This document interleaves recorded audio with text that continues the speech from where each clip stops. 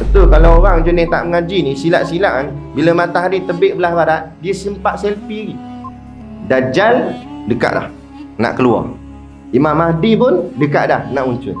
Malah ada pandangan alim ulama yang mengatakan bahawa Al-Imamul Mahdi sudah pun lahir.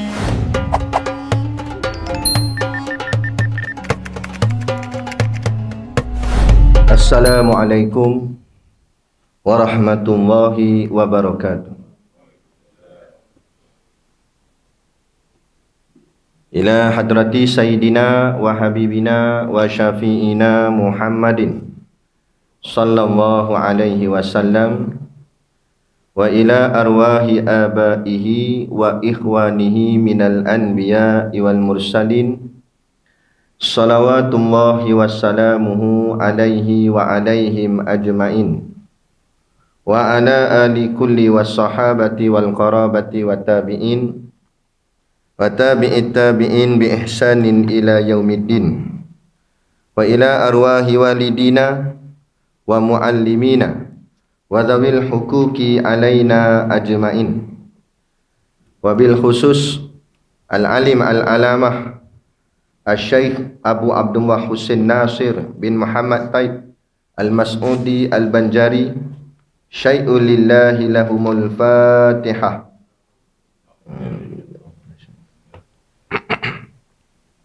Bismillahirrahmanirrahim. Alhamdulillah.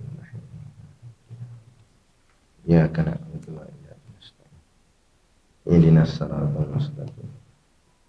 Siratal ladzina an'amta 'alaihim ghairil maghdubi 'alaihim waladdallin.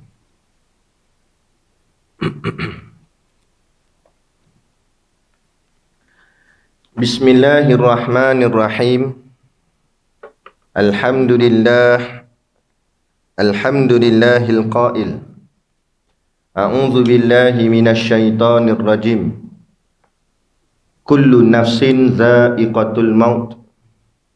Wa innama tuwaffawna ujurakum yaumal qiyamah. Faman zuhziha 'anil nar wa udkhilal jannata faqad faz. Wa mal hayatud dunya illa mata'ul ghurur.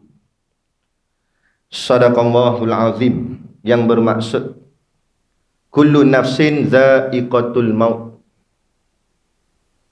Tiap-tiap yang bernyawa akan merasai mati. Wa innama tuwaffawna ujurakum yaumal qiyamah.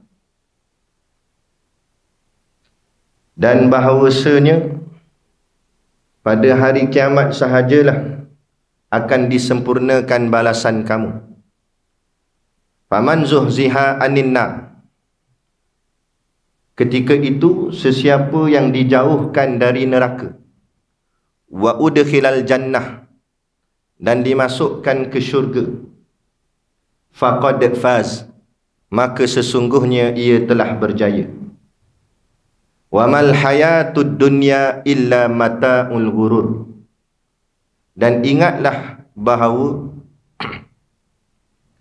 kehidupan di dunia ini meliputi segala kemewahannya dan pangkat kebesarannya.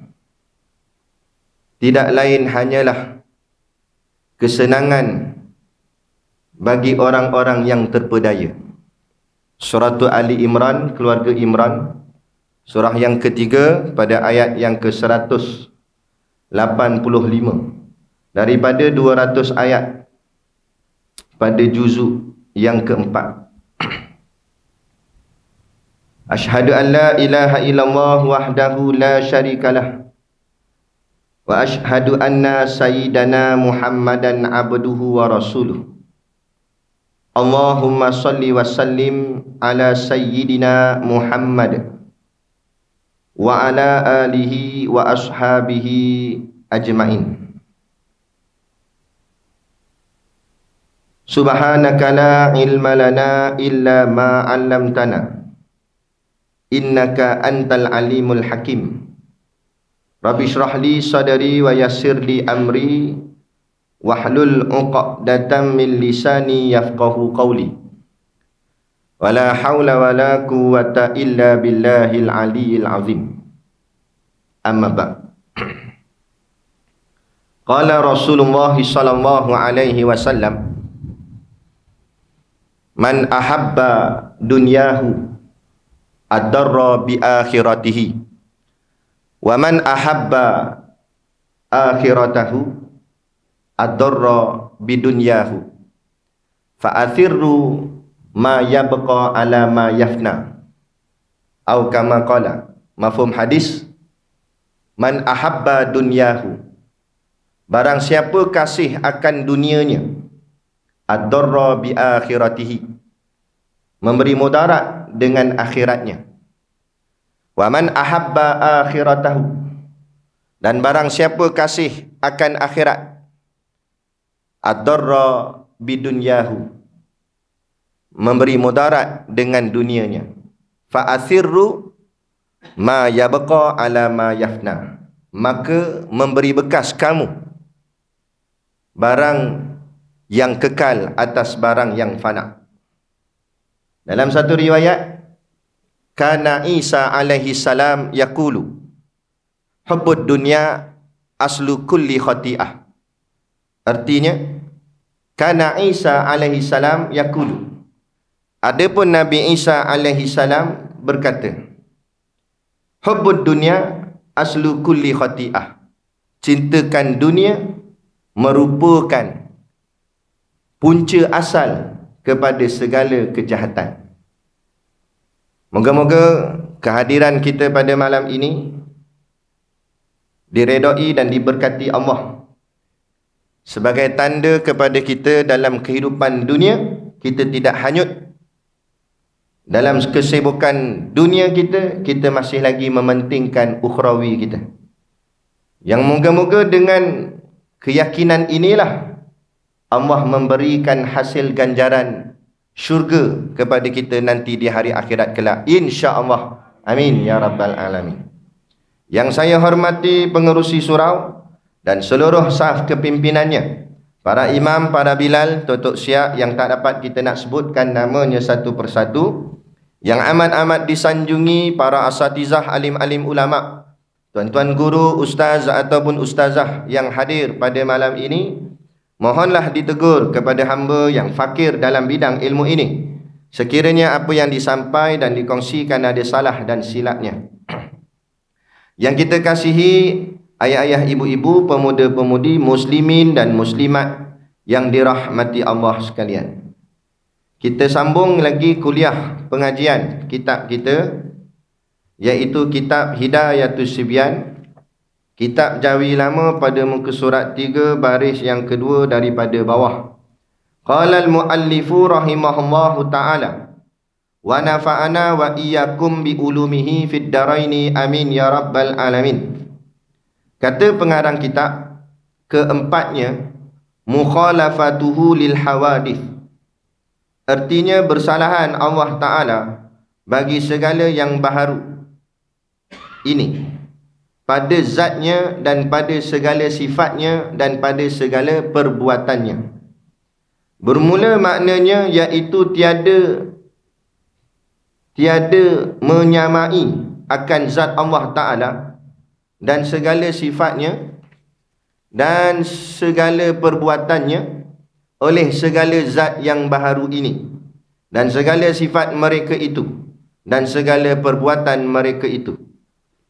Lawannya, mumathalatuhu lil hawadith, artinya bersamaan Allah Ta'ala bagi segala yang baharu ini, iaitu mustahil.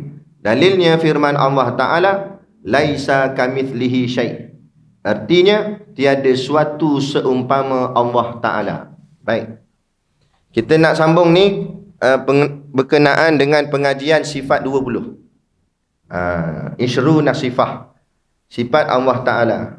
Ini penting untuk kita benar-benar mengenali Tuhan kita yang sebenar, supaya mengesahkan akan segala ibadah kita daripada tersasar.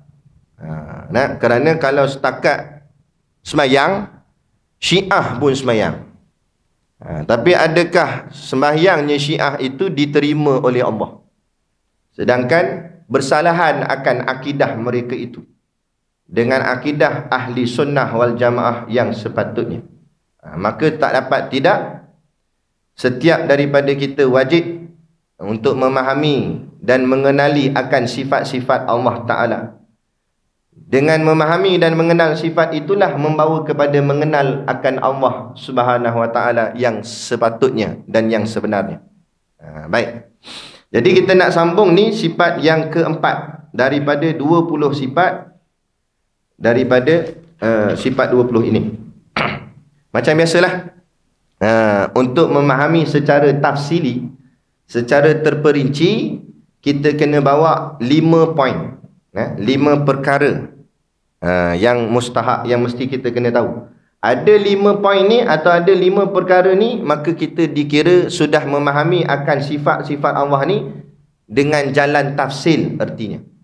Maksud jalan tafsil tu artinya dengan jalan terperinci, yakni detail. Barulah dikira sah akan akidah kita. Baru akidah kita tu masuk dalam akidah yang selamat. InsyaAllah kita tidak terpesong. Kan? Baik. Apa dia 5 perkara tu? Yang pertama kita kena tahu iaitu nama dia. Nama sifat ni. Apakah nama sifat ni? Nama sifat ni iaitu mukhalafatuhu lil hawadith. Ada juga yang tulis mukhalafatuhu ta'ala lil hawadith. Boleh berlaku. Makna sama. Itu nama dia. Kemudian poin yang kedua yang kita kena tahu ertinya. Erti ni maksudnya terjemah bahasa. Mukhalafatuhu lil hawadith ni dalam bahasa Arab. Kita bukan orang Arab, kita orang ajam. Maka tak dapat tidak kita kena cari akan ertinya. Maka erti mukhalafatuhu lil hawadith, mukhalafah tu maksudnya bersalahan. Atau bahasa moden kita sekarang ni maknanya bercanggah atau berbeza. Hu tu domain, kata ganti nama bagi nya Allah. Maknanya bersalahan atau bercanggahnya Allah Ta'ala itu lil hawadith. Li tu maknanya bagi. Hawadith nama lain bagi makhluk. Nama makhluk ni ada banyak. Salah satu nama makhluk itu iaitu hawadith. Dia ada banyak nama. Ada gak namanya yang biasa kita dengar ni makhluk lah, makhlukun. Kerana adanya khalik pencipta, pasti ada makhlukun yang kena cipta. Dan ada juga namanya alam. Ni alam. Alam-alam ni makhluk lah kita ni. Alam. Alam ni dia ambil daripada perkataan alamat.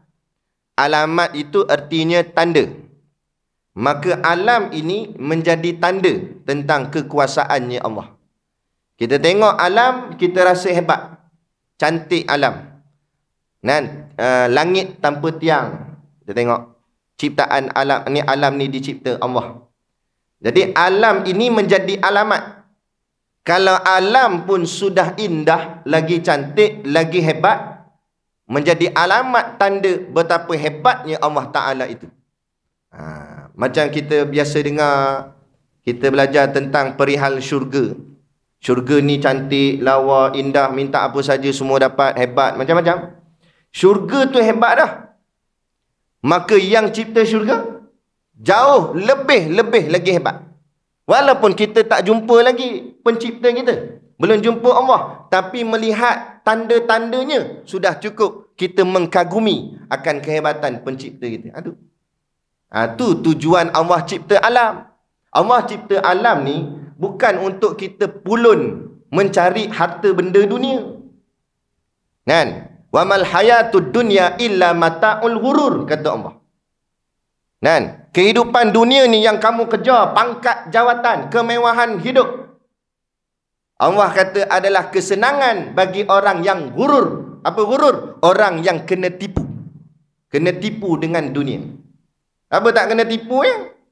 Beli kereta mahal-mahal, kelanggangan trailer, jual balik boleh dapat harga asal kita beli. Tu kena bohong. Kena tipu. Ya tak? Duit banyak-banyak, punya kumpul punya banyak, tiba-tiba mata wang jatuh. Apa nilai? Tak ada nilai. Kena tipu. Pulun dunia. Tak kering kaki seluak. Kan? Kelang kabut ke hulu ke hilir, ke hulu ke hilir. Kalut sibuk mana tahu. Gi balik kerja, siap ngak overtime, naik motor. Hujan redah. Ni nak pergi surau, baru titik 2 jatuh atas bumbung. Tik tik. Oh, tak payah pergi surau lah ni. Hujan gitu. Bahagian surau baru 2 titik hujan, tak payah pergi dah. Tapi kalau pergi jabat, tak payah kata 2 titik. 2 jam hujan tak berhenti-henti. Redah dengan baju-baju hujan. Redah. Sebab apa? Sebab dunia. Dah tu? Ni tipu tak dengan dia? Ni tipu. Pulun punya pulun, tak ada apa, buat balik. Bahagian dunia je lah. Masuk dalam lubang kubur, masuk sekali duit, harta. Masuk. Itu kata gurur tu, terpedaya. Adapun kalau kita sungguh-sungguh datang ke rumah Allah semayang jemaah, pahala tu walaupun tak nampak, tapi hasilnya lumayan di hari akhirat. Sangat-sangat lumayan. Menyesal tak sudah. Nanti kita balik ke kampung akhirat. Itu panggil alam. Jadi tujuan Allah cipta alam bukan kita nak jadi kasih pada alam.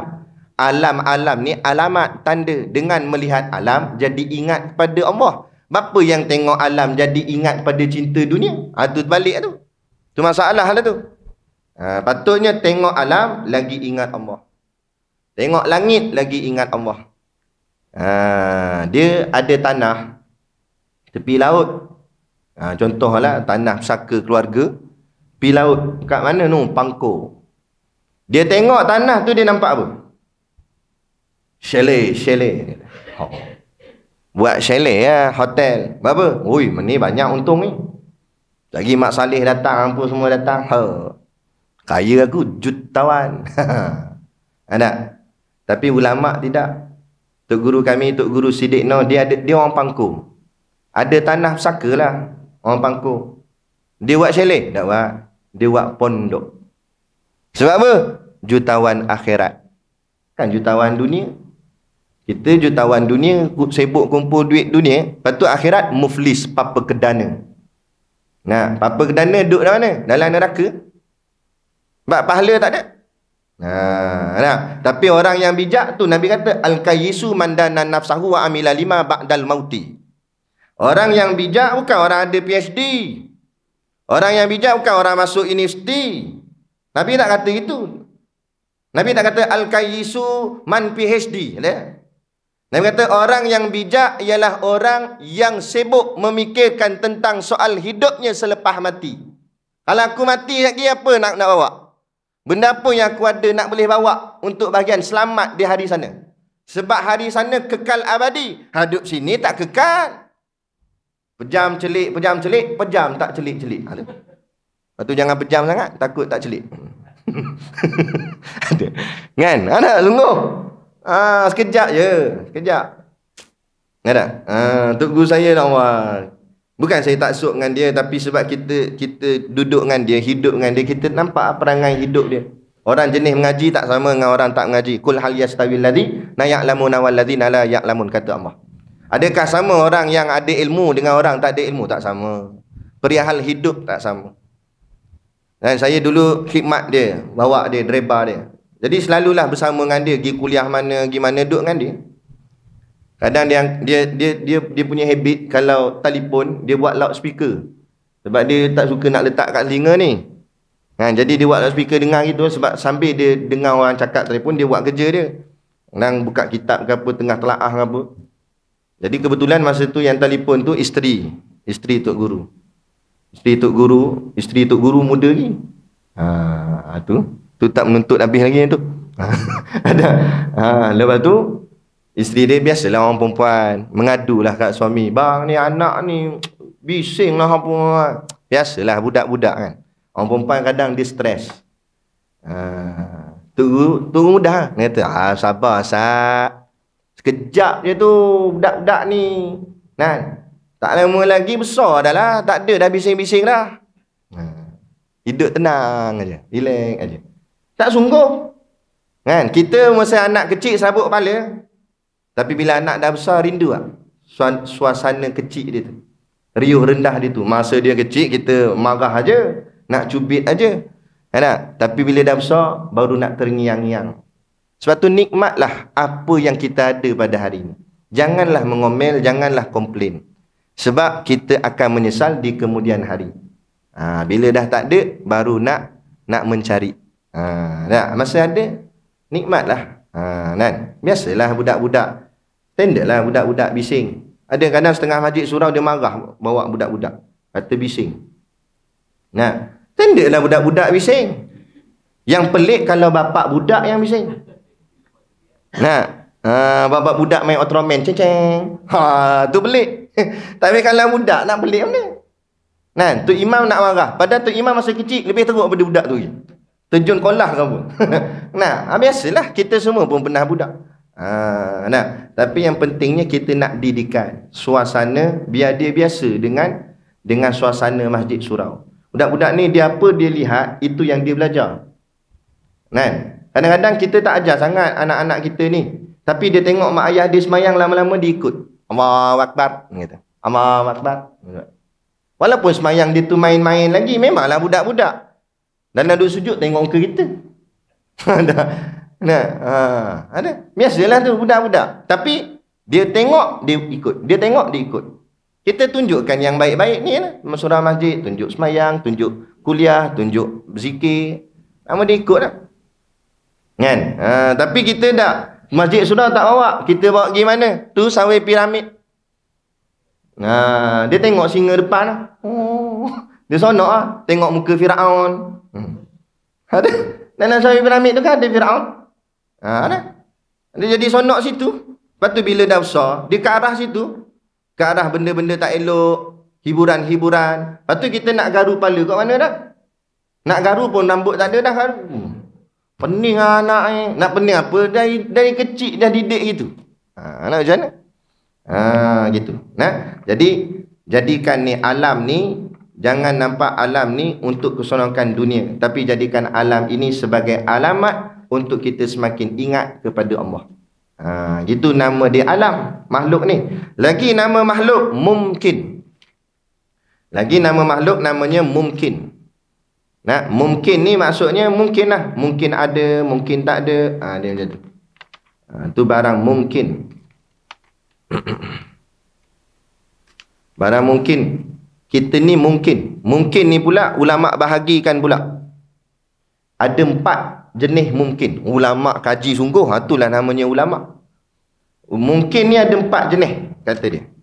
Iaitu yang pertama namanya mungkin maujud ba'dal adam. Maksud mungkin maujud ba'dal adam, sesuatu yang ada selepas tak ada.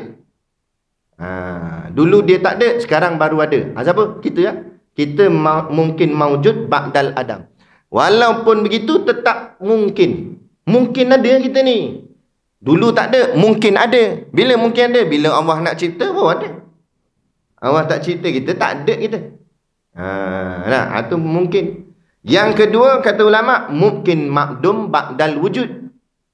Mungkin tak ada selepas ada. Sekarang ada, lepas ni tak ada. Mati nanti jadilah kita mungkin makdum ba'dal wujud. Sekarang ada, lepas ni tak ada. Lepas ni tak ada tu mungkin itu mana-mana mungkin kita tak tahu. Kullu nafsin dha'iqatul maut. Tiap-tiap yang bernyawa akan merasai mati. Bila mati? Wallahu a'lam. Tak tahu. Jadi duduk dalam kereta, mikir ke, jumpa kawan lama. Dia banyak berubah lah. Daripada dulu lagu bukan-bukan, sekarang dah mula berjinak-jinak ke masjid surau. Lepas tu bila kami duduk sembang-sembang, timbul satu soalan. Agak-agak lah. Kalau Allah bagi peluang kita hidup budak balik, jadi kecil balik, kita nak ke tak nak? Agak-agak. Kalau ni kita dah besar ni, tiba-tiba Allah katalah, contoh takdir kata, benda tak berlaku lah, tapi takdir kata. Allah kata kalau aku jadikan kamu budak balik nak? Agak-agak kita nak tak? Kalau saya sendiri, saya jawab tak mau. Tak mau. Sebab apa? Kalau nak pun, kalau jadi budak balik, lepas tu mati tak buah. Jadi budak, lepas tu mati terus. Sebab bila fikir balik nak mengharungi hidup dunia ni, Allah beratnya. Berat. Susah nak jaga pahala dosa, amal ibadat, ilmu lagi, nak mengaji apa semua. Nak jadi budak pun tak berani, nak ke hadapan jadi tua pun tak berani juga. Allah nak mengharungi hari esok ni, Allah fikir, tuan-tuan cuba fikir tuan-tuan, kalau mati esok, macam puas dah, cukup dah amalan kita. Nak tak boleh balik dah, duk habis situ, tak boleh balik dah. Kalau boleh balik sekejap, malaikat balik sekejap ni, mayang ya, main tobat. Malaikat kata tok mu. Tak boleh balik dah dia kata. Nak macam ni. Allah, cuba tuan-tuan duduk sejenak, kosongkan fikiran, lupakan sekejap hal dunia, hal kerja, duduk menong tajam-tajam. Menong tajam-tajam. Kita pula tengok rekod kesihatan kita. Semua ada. Go out ada, cik manis, darah tinggi. Kalau orang yang ada penyakit lagi diseriau, kena pula ada kanser. Kan? Menung mikir, sedar tak sedar nitih air mata. Itu kita nak keinsafan. Yang ni banyak orang, itulah sebenarnya rahmat, itulah nikmat sebenarnya. Nikmat apa? Nikmat merasai betapa bernilainya hidup yang Allah beri pada kita. Yang kita telah sibukkan dengan benda apa kita tak tahu, habiskan macam tu saja. Jadi kita fikir, renungkan. Fikir balik, Allahu Akbar. Banyak kali dah kita tengok orang meninggal, duk ziarah orang apa semua. Dia dah tengok orang, satu hari ni orang tengok kita. Oh, meninggal dah dia ni. Kita duk kerah kaku situ. Allahu Akbar. Fikir-fikir, aduh. Rasa macam takut nak menghadapi esok. Tak payah kata tahun depan, esok pun takut dah. Kalau matilah. Saya lagilah, kerja saya ni ke hulu ke hilir. Risiko ada di mana-mana. Duduk dalam kereta tu, rumah nombor 2 kereta tu. Saya silap kereta tu rumah nombor 1. Sebab hidup banyak dalam kereta daripada banyak kat rumah. Jalan sana, kuliah sini. Ni malam ni balik pula. Esok ada kuliah subuh kat Perak. Malamnya pula ke Penang. Bila-bila je trailer nak break, tiba break dia jam ke apa ke. Kadang kita bawa kemas dah, slow. Signal siap keluar tangan. Bunyi berhemahnya. Kita, orang lain belum tentu. Tak dia Allah nak buat. Home ke apa ke. Aduh. Pernah kita terfikir benda tu? Kita pergi balik kerja. Pernah kita terfikir? Dia naik motor pergi pejabat apa semua. Sekali-sekali pop, walaupun jalan tu jalan harian kita, dah tiap-tiap hari, pop sekali Allah nak kena masuk bawah trailer. Tak macam mana? Kan? Pemikiran inilah yang menyebabkan Nabi kata al-kayyisu, kamu jadi orang yang bijak. Inilah orang yang bijak. Maka kamu fikir, kamu gunakan harta kamu bukan untuk bersonok-sonok, malah kamu guna harta kamu untuk jalan Allah. Kamu derma. Maulah jadi elok, maulah jadi baik. Ni dak belanja seolah-olah macam hidup dekat 200 tahun lagi hidup. Membazir sana, membazir sini. Aduh, jaga. Nak. Itu dia. Jadi itu namanya mungkin makdum ba'dal wujud. Kita tu. Lepas ni tak ada.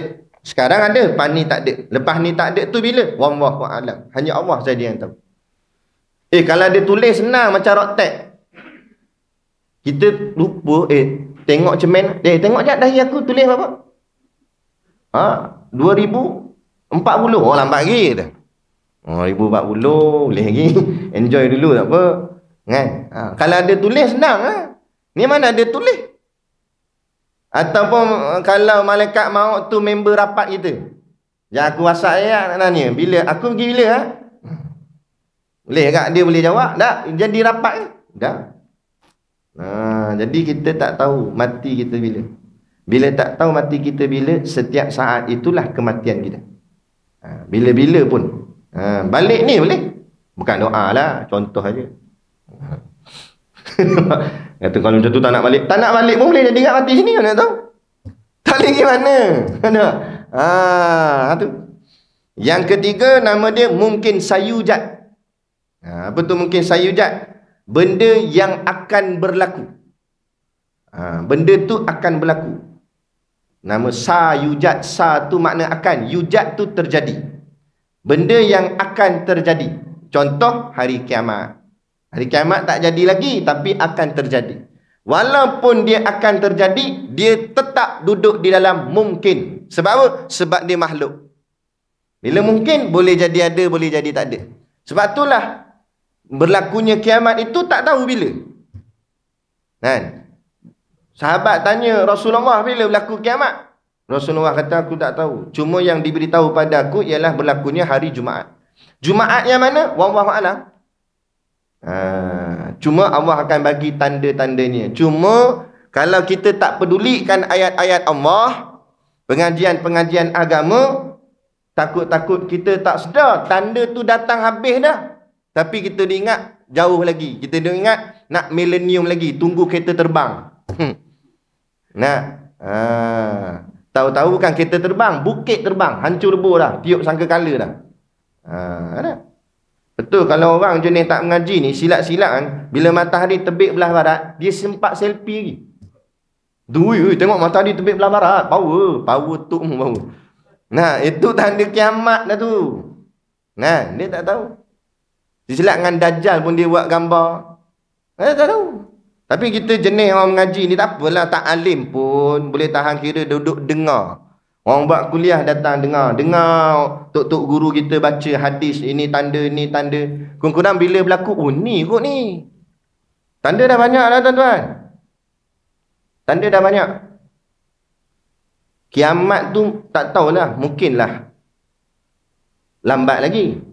Tapi tandanya dekat dah. Dajjal dekat dah nak keluar. Imam Mahdi pun dekat dah nak muncul. Malah ada pandangan alim ulama yang mengatakan bahawa Al-Imamul Mahdi sudah pun lahir. Cuma belum mengisytiharkan dirinya. Belum lagi dia nak di depan Kaabah nanti dia nak isytihar diri dia. Belum. Tapi ada yang kata dah lahir dah pun. Allahu a'lam. Kalau sungguh bagai dikata, tak lama dah. Tak lama dah. Nak. Kedudukan kita agak-agak macam mana agak. Ni belum Dajjal, baru anak cucu cicit Dajjal. Biar. Baru anak cucu cicit Dajjal, Bon Odori. Hari ni ya? 16, dia buat 16 kan? Hari ni ke? Hari ni 16 kan?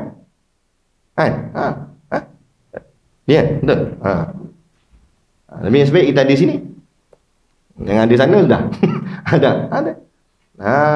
Kata dah, ulama kata tak boleh. Sebab ni melibatkan akidah, melibatkan urusan agama orang lain. Dia nak buat dan tak dia. Kita tak usah terlibat. Lakum dinukum waliyadin, bagi kamu agama kamu, bagi kami agama kami. Kita cakap atas hak, selangor tak selangor. Kan? Yang betul cakap betul, yang benar cakap benar. Ini soal agama, ini soal akidah. Boleh rosak akidah. Kan? Habis semua benda nak dia mainan ni halus. Saya pesan siap-siap lah ni. Nak ikut-ikut tak nak ikut sudah lah. Dia mainan dia orang halus. Pertama sekali dia orang bawa seolah-olah kesamarataan agama. Tu mula-mula.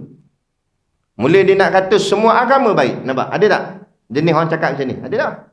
Tak kata Malaysia, mana-mana dalam dunia dah muncul benda ni. Statement ni dah mula dimainkan selalu. Kita semua baik, jangan gaduh-gaduh, hidup harmoni. Kita semua agama semua sama. Semua agama baik. Tak ada agama yang bawa kepada kejahatan. Semua agama baik.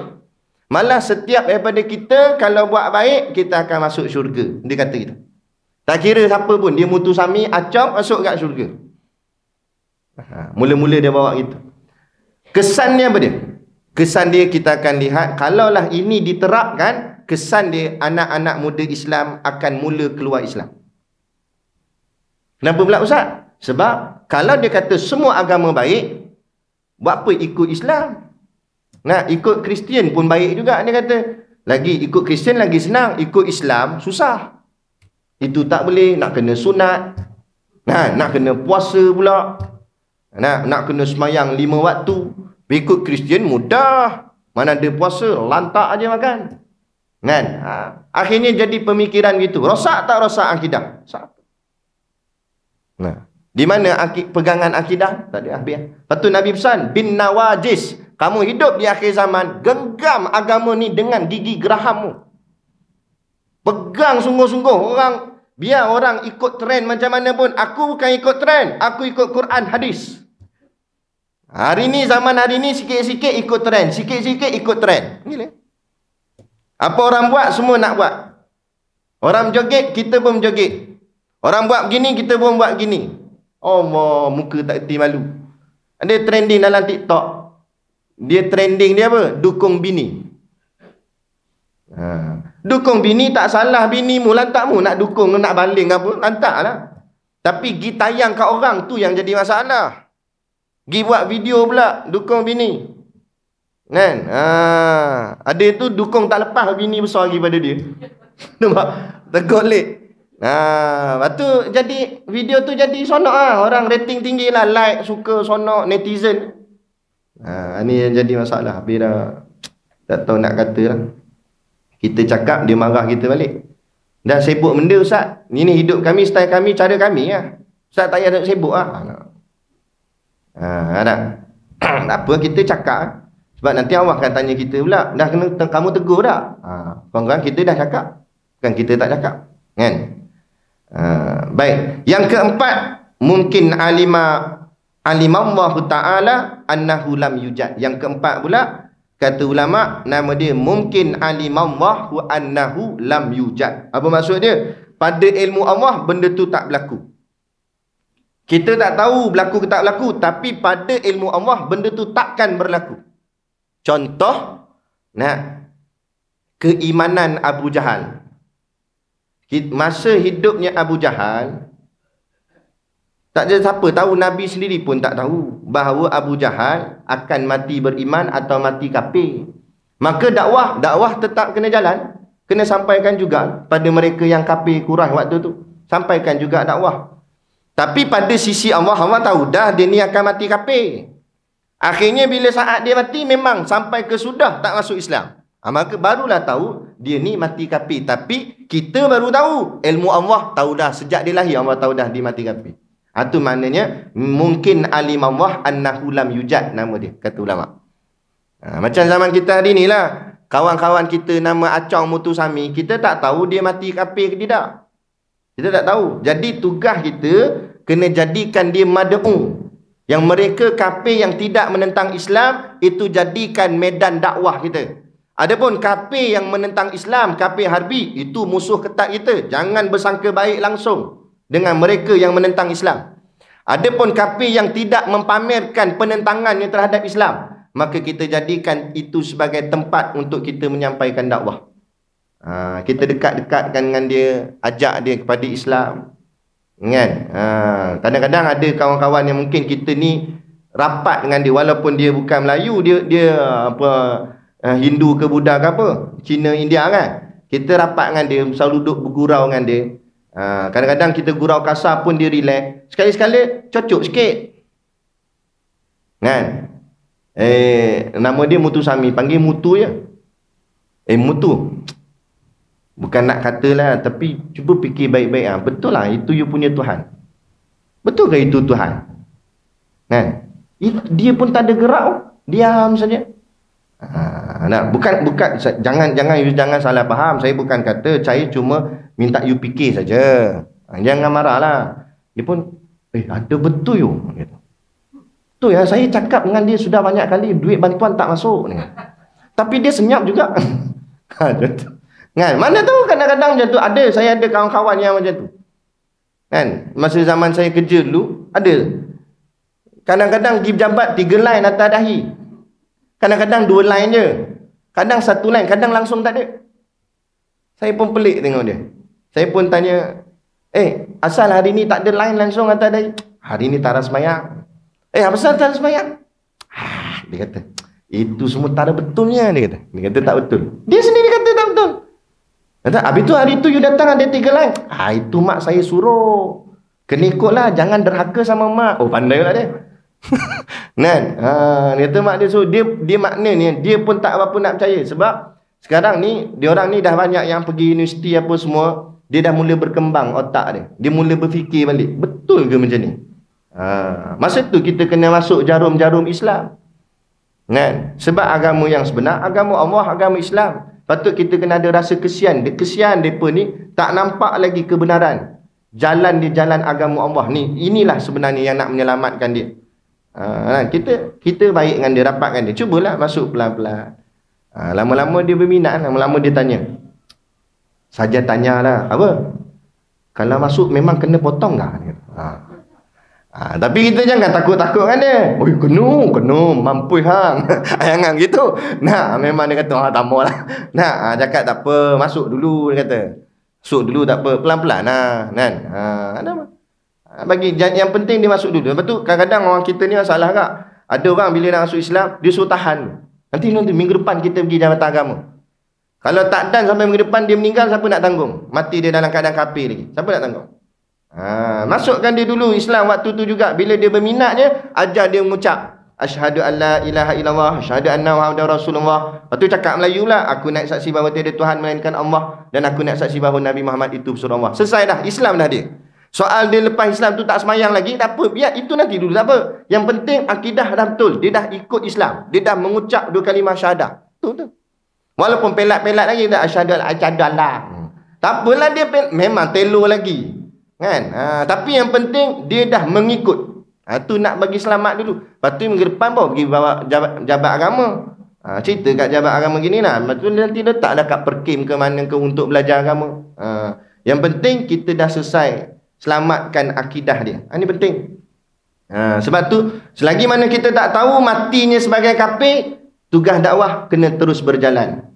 Sehinggalah terang-terang memang dia lah kali mati, akhirnya mati tak masuk Islam, mati kafir. Baru jelas orang ni dalam ilmu Allah memang dah tertulis matinya kafir. Tapi kita tak tahu.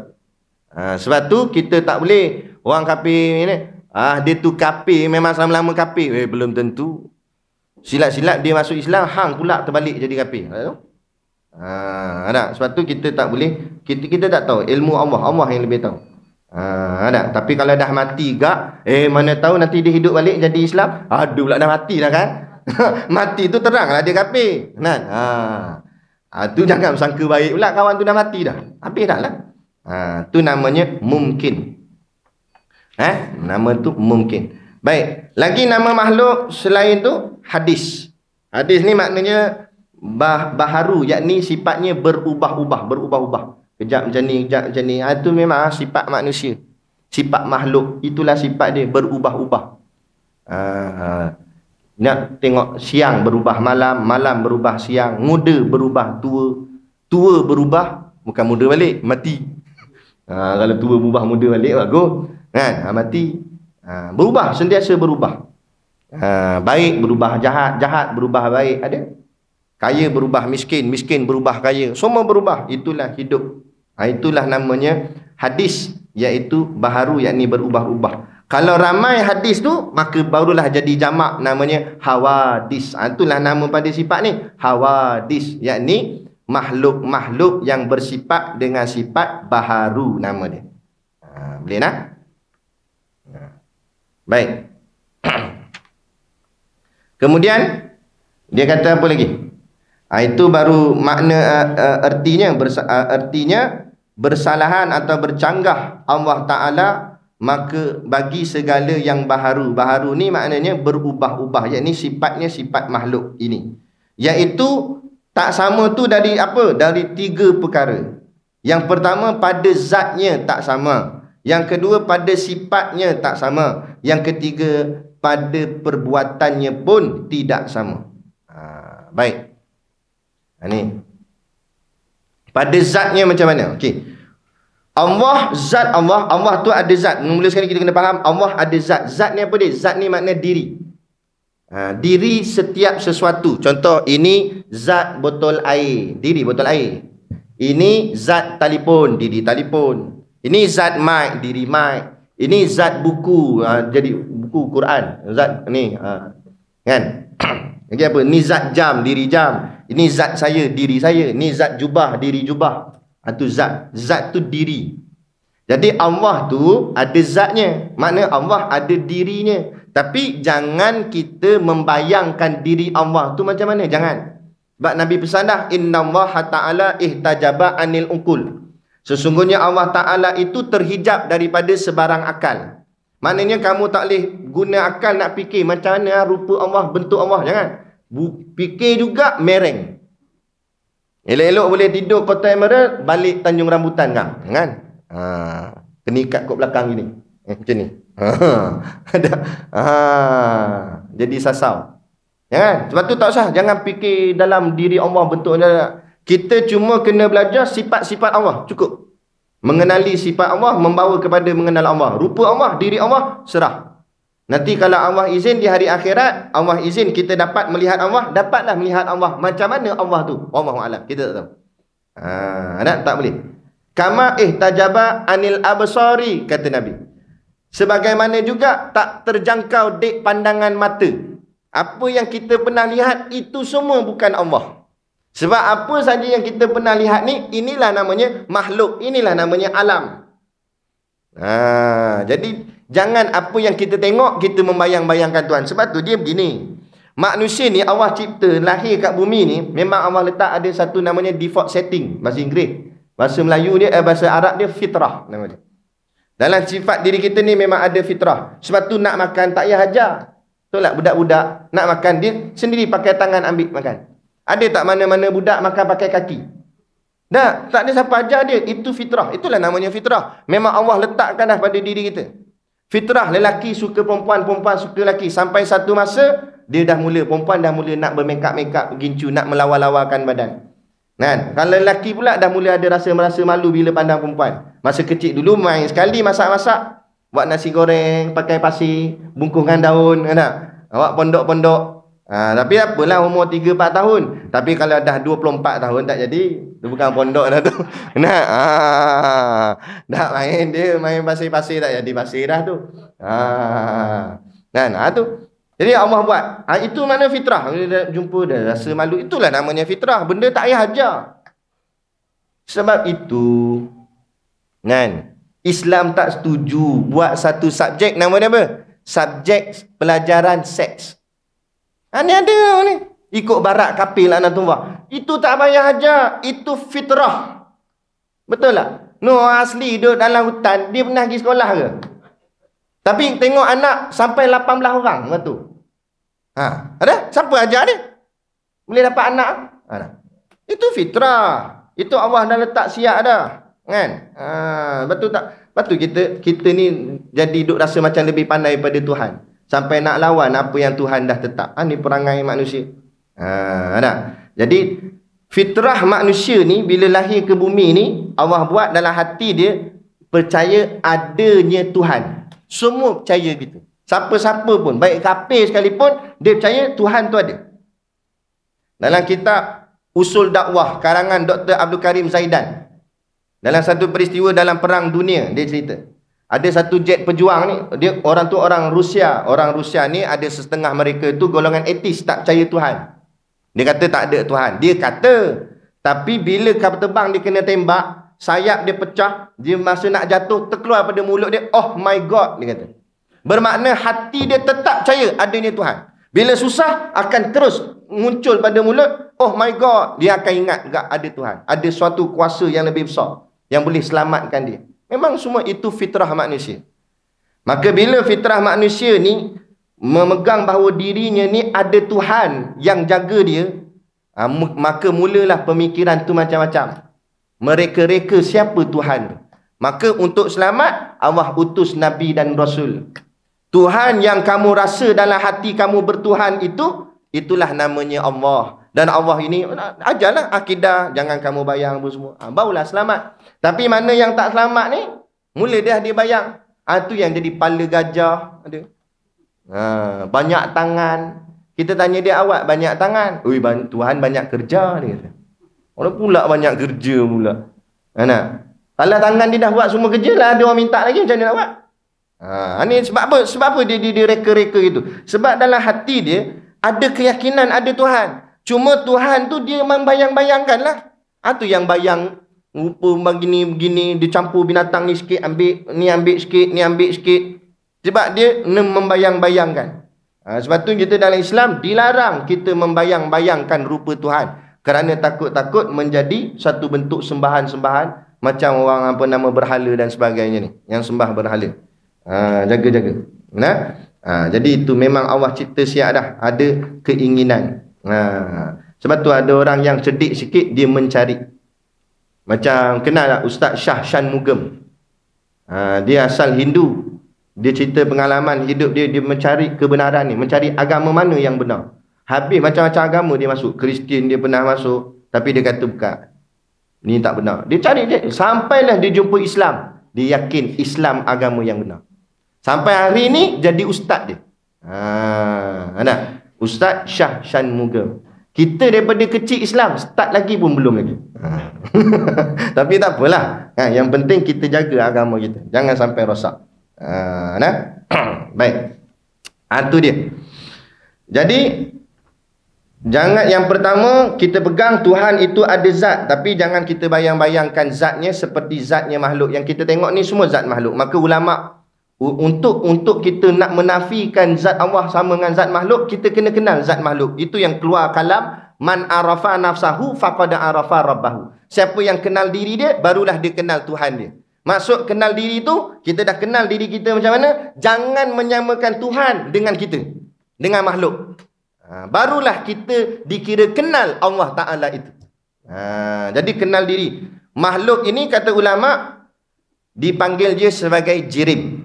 Makhluk ni dirinya dipanggil sebagai jirim. Apa makna jirim? Sesuatu yang mengambil ruang atau mengambil lapang. Kita ni mengambil ruang ni, surau kita ni ada ruang. Kan? Kita seorang masuk dah mengambil sikit ruang. Seorang lagi masuk dah mengambil lagi ruang. Katalah surau ni muat berapa orang? Katalah 1000 orang contoh. Bila 1000 orang masuk, ruang tu sudah penuh. Sebab apa? Sebab setiap daripada kita mengambil ruang. Itulah panggil jirim. Allah bukan jirim. Bila Allah bukan jirim, tidak ada istilah Allah itu mengambil ruang. Tak ada. Lepas tu orang buat persoalan, Allah ni dalam alam ke luar alam? Dia buat tanya gitu. Jadi nak jawab macam mana? Dalam pun tidak, luar pun tidak. Sebab Allah tak berkait dengan ruang. Alam masih lagi ruang. Allah tak ada kait. Sebab Allah bukan jirim. Jirim dia mengambil ruang, mengambil lapang. Di sini kita tolak pahaman Wahabi. Mengatakan bahawa Tuhan di langit. Kalau Tuhan di langit, bermakna langit ni satu ruang. Bermakna Tuhan mengambil ruang di langit tu. Duduk di situ. Dah tu kita tolak, mana boleh. Kalau Tuhan mengambil ruang, makna Tuhan itu makhluk. Sebab makhluk itu yang bersifat dengan jirim, mengambil ruang. Itu kita tolak. Lepas tu kita kena kemas akidah kita. Jangan mudah terpedaya. Itu. Sebab tu setiap soalan bila nak ditanya, kena kembali kepada bidang ilmunya atau pada ulama'nya. Jadi bila kita jumpa Ar-Rahmanu ala asyistawa, dari segi terjemahan memanglah Ar-Rahman ala atas arsy arash istawa duduk. Itu terjemahan baru. Terjemahan ni dari segi bahasa. Tapi boleh ke Quran itu dipaham dengan semata-mata faham bahasa Arab saja? Tak. Kalau Quran boleh dipaham semata-mata dengan bahasa Arab, kenapa orang Arab tak faham-faham juga ayat Quran? Padahal itu bahasa dia dah. Jadi bukan semata-mata dengan bahasa. Dia kena faham dengan manhaj ilmunya. Bila berkait dengan mengatakan Tuhan duduk di atas arah ini dalam persoalan kepercayaan dan keyakinan tentang diri Tuhan atau sifat Tuhan, maka kena kembalikan pada siapa? Ulama tauhid. Rujuk ulama tauhid. Ulama tauhid kata tolak, menafikan, kerana itu sudah menyerupai makhluk. Tuhan bukan makhluk. Maka jelaslah. Ada. Lepas tu tak boleh kita memandai-mandai. Kena ikut alim-alim ulama. Kemudian daripada jirim ni pula ulama pecah dua makhluk ni. Sebab ada dua jenis makhluk. Satu makhluk yang bernama jisim. Satu lagi nama makhluk tu jauharu fardi. Jauharu fardin. Tahu jauharu frid. Kadang orang mengaji pondok sebut gitu. Jauharu fardin. Satu-satu kita pergi. Jauharu fardin ni apa dia? Sesuatu yang tak boleh dibahagi-bahagi dah sebab terlalu kecil.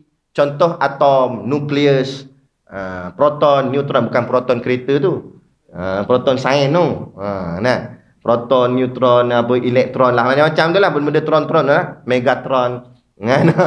Macam kan, benda-benda tu kan, dia benda yang terlampau halus kecil sehingga tak boleh dipisah-pisahkan. Itu namanya jauharu fardin. Itu pun makhluk lagi. Itu namanya makhluk. Satu lagi makhluk yang boleh dipecah-pecahkan, itu namanya makhluk yang bernama jisim. Jisim ni macam mana? Macam kita ni. Kita boleh tak dibahagi dua? Boleh.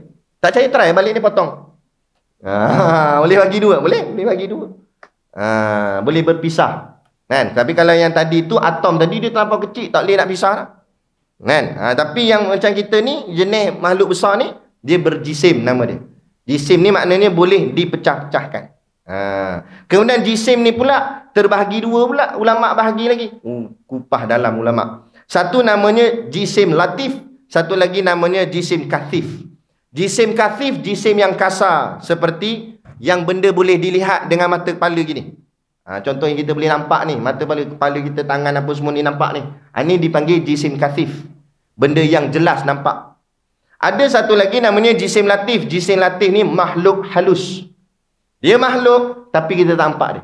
Dia ada, roh kita ada, jin ada, malaikat ada, tapi dia termasuk dalam jisim latif. Nah, dia terlampau halus sampai kita tak nampak dia. Dia ada keliling kita ni. Ada. Malaikat ada. Kan? Tu malaikat maut pun ada. Ada. Sungguh kat belakang, jangan tengok belakang. Ada. Sungguh. Sebab dalam satu riwayat kata malaikat maut jenguk kita 70 kali sehari. Sehari tu 70 kali dia tengok itu. Tadi kita mula-mula start kuliah tadi pukul 8 tak? Pukul 8 tadi dia tengok. Kata tegak lagi dia kata. Nah, 8.30 tengok, makin sengit gitu. Dia tengok kita tu, jaga. Dia berhati dia tengok. Ada. Dia tengok senarai, jauh lagi, tak apalah. Ada. Kan? Dia ada, kita nampak lah. Kalau kita nampak, arwah dah kita. Kan? Gitu. Itu zat makhluk. Jadi kita cerita zat makhluk tadi ni semua, jangan kita samakan dengan zat Allah. Maknanya zat Allah bukan jisim kasif, bukan jisim latif, bukan jauharu fardin. Allah bukan macam diri kita ni. Allah bukan macam malaikat, makhluk gaib, bukan macam jin. Allah juga bukan macam atom, nukleus ke apa. Allah bukan jirim, Allah bukan makhluk. Itu tujuan. Jadi bila tolak semua ni, macam mana Allah? Wallahu a'lam. Selesai. Selesailah tu. Dia kata, ustaz ni tak erti ni, sebab tu dia jawab orang alam. Nak erti sangat, ikut ayah pin. Sampai situ jawapan kita. Mana boleh lebih dah. Sampai situ je. Makna kemah dah tu. Okey, dah tu akidah. Jaga situ je. Bagi maintain sudah. Okey. Yang kedua, mukhalafah. Yang ni bersalahan Allah Ta'ala dengan makhluk ini. Kita bersalahkan dia dengan sifat pula. Tadi baru zat, ni sifat. Sifat Allah dengan sifat makhluk tidak sama. Sifat makhluk ni dia ada 4 yang paling besar, dia punya main dia. Yang pertama aina, yang kedua kaifa, yang ketiga mata, yang keempat kam. Allah tolak keempat-empat ni. Yang pertama aina, apa makna aina? Di mana? Yang ni maksudnya tempat. Allah tak berkait dengan tempat. Kalau Allah berkait dengan tempat, bermakna Allah memerlukan tempat. Lepas tu ada seorang sahabat saya, dia rot seorang syekh yang dia sebut syekh lah, tapi Wahabi punya syekh. Syekh dia kata Allah duduk di langit. Allah fi arash. Dia kata duduk di langit. Lepas tu dia tanya balik, ya syekh, langit siapa jadi? Langit siapa buat? Dia kata langit Allah buat. Habis sebelum Allah cipta langit, Allah kat mana? Syekh tu pun bela-bela. Allah fi hawa, dia kata. Allah duduk di udara. Pula dah udara. Dia tanya pula, udara tu makhluk ke apa? Udara makhluk, kata Syekh ni. Jadi sebelum Allah cipta udara, Allah duduk sana. Tu Syekh dia pun pingat-pingat, jangan banyak tanya, dia kata. Dia tak lepas. Itu akidah yang salah. Kita dah, Allah tak memerlukan makhluk. Makhluk yang memerlukan Allah. Allah tak memerlukan tempat. Tempat tu makhluk. Ada langit ke apa ke tu semua makhluk. Jadi Allah tak berkait dengan aina, yakni tempat, tak berkait. Dan Allah tak berkait dengan 6 arah. Di atas, di bawah, di kanan, di kiri, di depan, di belakang. Sama ada kita yang berpihak pada Allah atau Allah berpihak pada kita. Contoh, saya di hadapan Allah. Tak betul. Tak boleh. Saya di bawah Allah. Saya di kanan Allah. Atau Allah di kanan saya. Tak boleh. Ini semua ayat-ayat, kata-kata yang boleh menyesatkan. Habis itu kita jumpa ayat Quran atau jumpa hadis, kamu akan dihadapkan di hadapan Allah.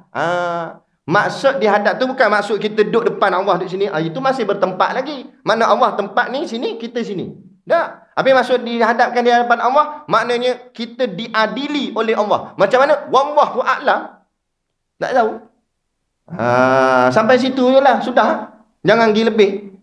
Sampai situ je. Cukup amantu billah, aku beriman pada Allah. Dah apa salah Ustaz kalau cakap Allah duduk depan? Kalau kita cakap Allah duduk depan kita, bermakna Allah bertempat. Bila Allah bertempat, jadi Allah memerlukan tempat lah. Betul tak boleh. Lepas tu istilah satu lagi dia kata Allah di mana-mana. Pun tak boleh tak? Sebab bila di mana-mana, mana-mana tu masih lagi tempat. Yang betulnya akidah Ahli Sunnah wal Jamaah, Allah wujud bila makan. Bukan makan ni. Tengok makan nasi. Nah, maknanya Allah ada tanpa tempat. Jangan bicara langsung soal tempat. Tapi kita yakin Allah tu ada. Dan kata, okey, kalau Allah ada mana? Mana tanpa tempat? Tak ada mana-mana. Sebab Allah tanpa tempat. Tapi Allah ada. Ada. Tu dia kata, mana boleh terima akal? Ada tapi tak tahu kat mana. Loh, awaknya. Kita ambil gula. Gula dalam gula tu ada apa? Dalam gula. Ada manis. Tapi mana manis tu? Atas gula ke? Bawah gula ke? Kanan gula ke? Kiri gula ke? Tengah-tengah gula ke?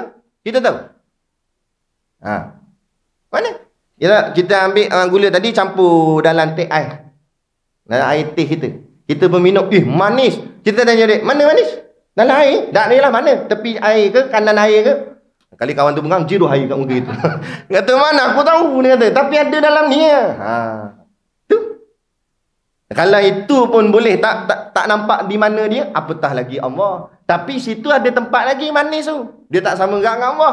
Sebab manis tu walaupun tak tahu kat mana, tapi dia ada dalam air. Allah dalam air ke luar air ke mana, tak ada kaitan dengan tempat. Kemah elok-elok akidah Ahli Sunnah wal Jamaah. Jaga tu.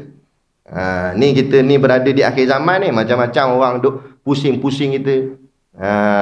Dia nak kelirukan kita. Jaga. Kemah pegang kemah. Allah tak bertempat, tak berarah. Sebab semua tu masih lagi menunjuk kepada makhlukun. Okey. Baik. Yang kedua kaifa. Kaifa ni makna bagaimana. Bagaimana dari segi apa? Contoh dari segi saiz. Allah tu besar ke kecil ke? Tak ada. Sebab apa? Sebab sesuatu besar kecil itu dengan bandingan. Macam mana kita tahu sesuatu itu besar? Sebab ada satu yang kecil, baru dikatakan ini besar, ini kecil. Jadi kalau Allah tu ada bandingan, bermakna mana boleh. Kan? Jadi Allah tak berkait dengan saiz. Habis kata Allah maha besar, bukan maksud maha besar tu Allah besar, sekejap lagi dia bayang gemuk ke macam mana. Nak gemuk tu kita. Kan? Jadi maksud maha besar tu besar segala darjat. Tak ada siapa lebih besar daripada Allah. Raja besar mana pun pangkat dia, Allah besar lagi. Tu maksud itu. Bukan maksud besar tu saiz. Ada keagungannya, kemuliaannya, kebesaran tu. Itu maksud besar tu. Bukan maksud ni. Contoh Allahu a'la, Allah yang maha tinggi. Dia faham tinggi. Tak lepas kau masuk bumbung ni. Ngaruh apa ni? Bukan maksud tinggi dengan dirinya tu tinggi. Bukan. Maksud maha tinggi, kedudukannya yang tertinggi. Makna kamu jawatan tinggi mana pun, Allah lagi tinggi kedudukannya. Lagi berkuasa atas kamu. Tak usah sombong lah, tak usah belagak lah. Kamu jadi ketua negara tinggi dah tu. Allah bukan sakat ketua negara. Alam ni dia punya. Dengan negara-negara, dengan hang-hang dia punya. Itu maksud Allah maha tinggi. Bukan maksud tinggi ni. Macam kita kat lah, kita sebut nama pimpinan tertinggi kita akan datang ziarah surau kita. Orang kata Hasan, kenapa nampak pening? Pening pimpinan kita semua tinggi-tinggi, macam mana nak masuk? Tu kepala otak dia tak faham tu. Bila sebut pimpinan tertinggi, bukan maksud jasad dia semua tinggi-tinggi. Nak cerita jawatan dia semua orang tinggi-tinggi. Jawatan tinggi-tinggi. Bukan badan pendek je. Cik Selak pendek pada kita je. Tapi sebut jawatan dia tu tinggi. Dan lagi kaifa dengan makna perbuatan. Allah ada perbuatan, tapi jangan faham perbuatan macam perbuatan makhluk. Bergerak ni perbuatan makhluk, diam pun perbuatan makhluk. Allah bergerak pun tidak, diam pun tidak. Macam mana fikir? Boleh terima tak? Bergerak tidak, diam pun tidak. Macam mana? Bergerak tidak, diam tidak. Itulah Allah. Tak boleh fikir dah kita. Itu Nabi kata ihtajaba anil ukul. Tak boleh dipikir dengan akal. Itulah Allah. Sebab kalau bergerak tu makhluk. Diam pun makhluk. Bergerak ni maknanya dari satu tempat ke satu tempat. Makhluk lah tu. Berhajat pada tempat. Diam pun mesti berhajat pada tempat dia diam. Jadi itu pun makhluk juga. Allah dah bergerak tidak, diam tidak. Lagi Allah tidak berwarna. Dan juga tidak berwarna. Lagi kalau tidak berwarna dia kata lut sinar pula. Lut sinar pun bukan. Habis macam mana? Wallahu a'lam. Sebab warna-warna masih lagi sifat makhluk. Ni semua ada warna sifat makhluk. Ada. Kan? Yang seterusnya lagi, Allah berkeadaan. Keadaan macam mana? Contoh, muda, tua, sejuk, panas. Ada malam-malam Allah sejuk juga dia. Merepek apa mengarut itu. Muda, tua. Allah dulu muda lah ni. Koi tua dah. Ada koi tua kita. Ke Allah tak ada kaitan dengan usia. Tak ada umur. Tak ada kait dengan angka, nombor dan sebagainya. Mata yang ketiga, iaitu masa. Allah tak ada kait dengan dahulu, sekarang, akan datang, bila-bila, tak ada. Dahulu, sekarang, apa semua ni kita tak tahu lagi kiamat bila nak jadi, macam mana jadi, siapa masuk syurga, siapa masuk neraka, kita tak tahu. Allah tahu belaka dah. Allah tahu ni dalam surau ni, siapa dia ahli syurga, siapa dia ahli neraka, Allah tahu dah. Semua dalam ilmu Allah dah. Tu. Yang terakhir, yang keempat, kam ni maknanya beberapa. Diri Allah itu jangan kita faham sifatnya itu atau dirinya itu terdiri daripada beberapa, yakni ada roh, ada tisu, ada daging kan. Itu semua merosakkan kan. Jadi Allah ni tidak begitu. Jangan faham senang mudahnya kesimpulan kita, pengajian kita malam ni, jangan menyamakan Tuhan dengan makhluk. Jadi apa yang ada pada makhluk tidak ada pada Allah. Sebab makhluk ini sifatnya lemah. Kan? Maka Allah sesekali tidak memiliki sifat makhluk, yakni sifat yang lemah tu tadi. Tengok kita melihat. Kita bukan melihat sebenarnya, tapi kita diizin lihat. Kalau kita melihat, kata ulama, kalau kita guna perkataan melihat, dari segi hakikat lah. Kalau kita ni melihat, maknanya kita boleh lihat apa kita nak lihat. Tapi boleh kita nak lihat apa kita nak lihat? Pening sikit ayat tu. Kita tak boleh lihat apa yang kita nak lihat. Kita cuma boleh lihat apa yang diizin lihat. Allah izin kita lihat ni, dia dapat tengok ni. Roh kita sendiri kita tak nampak dah. Sebab apa? Sebab Allah tak izin. Tapi kadang-kadang ada Allah buka hijab, dia boleh nampak ke. Itu sebab Allah izin. Ada macam-macam. Ada orang dia nak cabut bulu mata dia, konon-konon nak boleh tengok alam ghaib, alam batin. Tak ada kerja elok-elok ada bulu mata dia cabut. Jadi nampak sungguh terkejut. Tak lalu makan nasi, kau tahu? Baru nak makan tengkorak di depan. Tak mampu kita. Ni Allah buat gini, okey dah lah. Sebab tu ini satu nikmat. Allah hijabkan kita ni nikmat. Kerana kata Nabi, kalau Allah tak hijabkan pendengaran kita, nescaya kita dengar dalam kubur sedang menjerit-jerit. Kalau dengar orang dalam kubur menjerit, tak lalu makan nasi. Baru nak makan, wah, menjerit. Aduh, sakit. Tak lalu makan dah, aduh, dengar kawan tu menjerit. Kan? Tak boleh. Lepas tu Allah hijab. Ni gatai pergi dengar juga. Dia letak mic dalam kubur. Tak usah ni lah. Yakin sudah, percaya kan. Tak ada kerja. Kita belajar begini je, bukan nak sampai mencari-cari. Ni kadang ada dia cari hantu. Ni lagi mengarut ni, geng cari hantu kan. Hantu tu dia elok dah, dia tak kacau orang. Dia duduk rumah yang tak ada orang dah. Dia cari rumah tak ada orang, rumah tu kosong, dia duduk situ. Dia duduk dengan keluarga dia, makan minum, tengok TV dia. aman je. Tiba-tiba datang geng ni, geng cari hantu ni. Kacau masuk rumah dia. Tak dia marah, hantu dia marah. Kita dah tengah elok-elok duduk kat rumah, orang datang kacau rumah kita. Marah kita. Marah. Jadi siapa kacau siapa ni? Hantu kacau orang ke orang kacau hantu? Tu kata orang Melayu ni berani sungguh. Orang lain semua takut hantu, dia bela hantu Melayu. Orang putih pun terkejut, sampai bela. Buat binatang peliharaan. Orang lain bela arnab, dia bela hantu, hantu raya. Tu pelik manusia. Jadi ini mukhalafahkan sifat, tak sama. Mukhalafahkan lagi perbuatan Allah dengan perbuatan makhluk. Perbuatan Allah dengan perbuatan makhluk tak sama.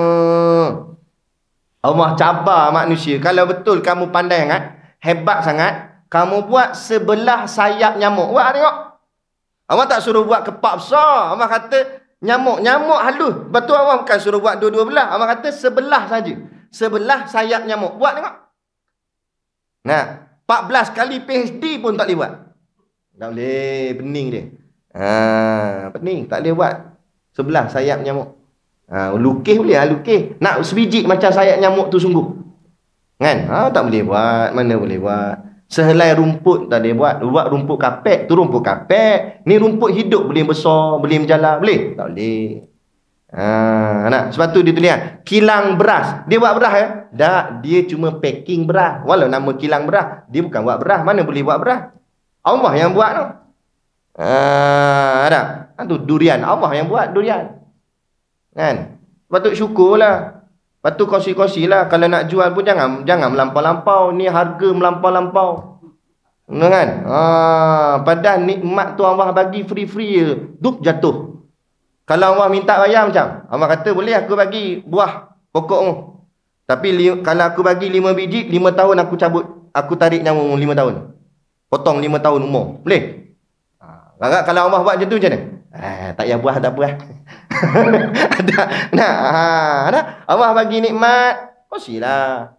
Kan? Kalau nak bagian niaga pun, janganlah melampau-lampau. Ni jadi manusia rakus, tamak. Padahal nikmat Allah bagi kat dia free-free je. Wa in ta'udu nikmatallahi la tusuha. Kalau kamu kira nikmat Allah bagi kat kamu, la tusuha, tak dapat kira. Punya banyak. Kan? Tapi sombong manusia. Sebab tu kita ni hidup melarat jadi susah. Semua barang, harga barang naik mana. Siapa yang buat susah? Allah buat susah ke kita sama kita buat susah? Kalau dulu masa PKP dulu, dia kata kita jaga kita lah. Istilah baru ni, kita susahkan kita. Kita ni yang buat naik harga, buat ni, buat tu, buat ni, bagi susah gitu gini. Sama-sama kita. Sebab rakus, tamak, sombong. Tamak dengan padahal nikmat Allah bagi semua percuma. Sampai kat dia, berkira-kira. Cuba kalau kita hidup sama-sama menghargai nikmat Allah, tak ada sifat sombong, tak ada sifat tamak, semua sifat tawaduk, zuhud, hargai nikmat Allah, insya-Allah hidup harmoni. Jadi jangan salahkan siapa-siapa, jangan salahkan Tuhan. Diri kita masing-masing lah. Yang sebab tu Allah kata, yang merosakkan bumi ni tangan kamu sendiri. Kitalah yang merosakkan dia. Bukan benda lain. Gitu. Jadi itulah maknanya. Dan itu dari segi makna. Makna mukhalafatul lil hawadis bermakna kita orang cakap apa, mencanggahkan segala sifat yang ada pada makhluk tidak sama pada Allah dari segi zatnya, sifatnya dan juga perbuatannya. Kemudian lawan dia mumathalatuhu lil hawadis, mustahil. Ni dikatakan Allah sama dengan makhluk, zatnya sama, sifatnya sama, perbuatannya sama, itu kita tolak. Ini mustahil, tak boleh diterima akal. Zat Allah dengan zat makhluk sama, sifat Allah dengan sifat makhluk sama, perbuatan Allah dengan perbuatan makhluk sama, tak boleh terima akal. Kita tolak, kita kata ini mustahil. Selesai. Kemudian yang terakhir, bawa dalil. Poin yang kelima, dalil sifat. Maka di sini kata ulama, firman Allah Ta'ala, laisa kamislihi syait. Inilah dalil dia. Bahawa artinya, tiada suatu seumpama Allah Ta'ala. Allah tak sama dengan tiap-tiap sesuatu. Laisa kamislihi. Banyak lagi lah dalil yang ada. Antara yang famous kita selalu baca ayat dia, walam yakullahu kufuwan ahad. Suratul Ikhlas. Allah tidak serupa dengan sesuatu apapun, tidak sekufu, tidak sama dengan sesuatu apapun. Satu Wahabi dia kata Tuhan di langit, dia hanya pakai satu ayat dia. Itu ayat dia jumpa pakai terus. Ar-Rahmanu 'ala istawa. Habis ayat lain banyak lagi nak buat mana? Laisa kamislihi syai' wa lam yakul lahu kufuwan ahad. Suatu ulama ni dia cerdik. Dia bukan ambil satu ayat terus keluar hukum. Ambil habis semua ayat-ayat ni, bahas, baru keluar satu hukum. Baru betul cara dia. Ini jumpa satu ayat terus nak keluar hukum. Tak benar. Habis ayat lain nak letak mana? Maka tu ulama bincang. Ayat ni kata gini, ayat ni kata gini. Cari titik persamaan ni kat mana? Hudai, bahas. Itu kerja alim ulama. Jadi kita berhenti tangguh setakat ni, dan kita akan sambung kelimanya, qiyamuhu binafsihi. Sifat yang kelima pula. Boleh tak? InsyaAllah. Jadi macam biasa kat luar tu ada sedikit produk perniagaan untuk menampung sekolah pondok dan tahfiz kami. Jadi kalau tadi mengaji ni tak apa macam payah nak faham, cuba beli tengok. Mungkin lepas beli tu dia jadi faham. Dia berkat ada insya-Allah. Jadi tuan-tuan belilah sambil niat menderma untuk menampung sekolah pondok dan juga tahfiz kami di Batu Ampar Beruah Perak. Moga-moga hasil daripada pembelian tuan-tuan itulah kami gunakan duit itu untuk menguruskan pentadbiran sekolah dan pengurusan sekolah sehingga kami dapat melahirkan pelapis-pelapis ulama pada masa-masa akan datang, insya-Allah, berkat daripada bantuan tuan-tuan juga. Jadi cukup sekadar tu, wabillahi taufiq wal hidayah. Wassalamualaikum warahmatullahi wabarakatuh.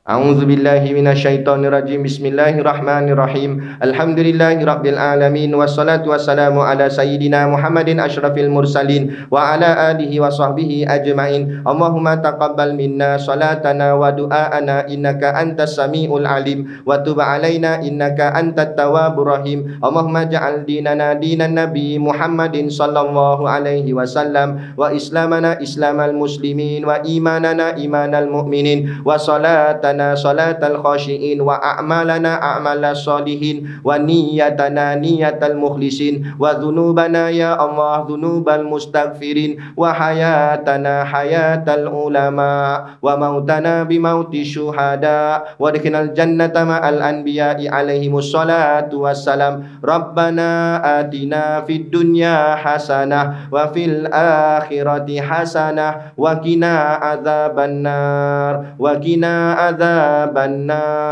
wa qina adzabannar wa sallallahu ala khairi khalqihi sayyidina Muhammad wa ala alihi wa sahbihi wa sallam. Subhana rabbika rabbil izzati amma yasifun wa salamun alal mursalin walhamdulillahi rabbil alamin. Amin ya rabbal alamin. Taqabbalallahu minna wa minkum.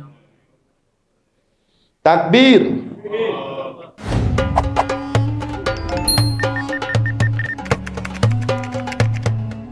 Orang kafir tak percaya bahawasanya ada akhirat. Impian mereka iaitu jika kamu dapat hidup lama. Jika orang meninggal maknanya dia dah gagal, habis, dah tak ada apa-apa lagi. Tetapi di dalam agama Islam tidak sama.